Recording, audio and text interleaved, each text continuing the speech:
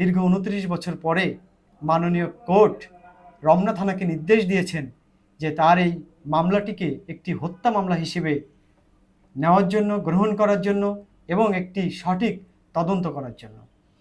তো প্রিভিয়াস এখানে দেখেন, এই মামলাটি দীর্ঘ 29 বছর আগের একটি মামলা। অর্থাৎ এই মামলা, এই হত্যা, এটিকে আমরা হত্যা বলবো নাকি আত্মহত্যা বলবো, যেটি নিয়ে সালমান শাহর মা নীলা চৌধুরী বারবার বলেছিল যে আমার ছেলেকে হত্যা করা হয়েছে, এবং সালমান শাহর ওয়াইফ যিনি সামিরা, তিনি বলছিলেন যে না, এটি সালমান শাহ আত্মহত্যা করেছে। তো এটির উপরে ডিফেন্ড করে এটি কিন্তু একটি আত্মহত্যার প্ররোচনার মামলা কিন্তু সালমান শাহর মা রুজু করেন। তখন কিন্তু এটি হত্যা মামলা হয় নাই, এবং সেই মামলাটি কিন্তু ধীরে ধীরে আজকে 29 বছর কিন্তু এসেছে।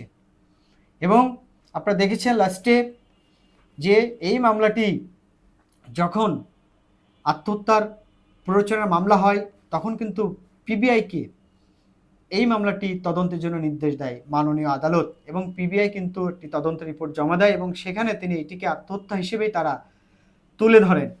এবং সেই তদন্তের বিরুদ্ধে এসে সালমান শাহর মা অর্থাৎ নীলা চৌধুরী, তিনি কিন্তু এই মামলায় এই পিবিআই রিপোর্টের বিরুদ্ধে তিনি একটি নারাজি দাখিল করেন, এবং সেই নারাজি কিন্তু দীর্ঘদিন চলছিল, সেটির শুনানি চলছিল। সেই নারাজিটিকে আজকে মাননীয় কোর্ট কিন্তু অ্যাকসেপ্ট করেছেন, গ্রহণ করেছেন, এবং রমনা থানাকে এটিকে হত্যা মামলা হিসেবে গ্রহণ করে একটি তদন্তের নির্দেশ দিয়েছেন।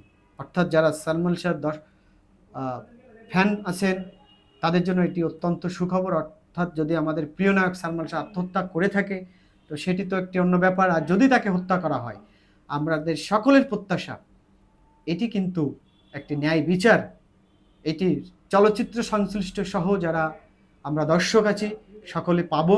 এবং যাদেরকে এই মামলার আসামি করা হয়েছে, যেমন তার স্ত্রী সামিরাকে করা হয়েছে, চলচ্চিত্রের একজন ভিলেন ডন আজিজ সাহেবকে করা হয়েছে, এরকম কিন্তু 11 জনের বিরুদ্ধে একটি হত্যা মামলা কিন্তু সালমান শাহর মামা যিনি কুমকুম সাহেব তিনি কিন্তু দায়ের করেছেন।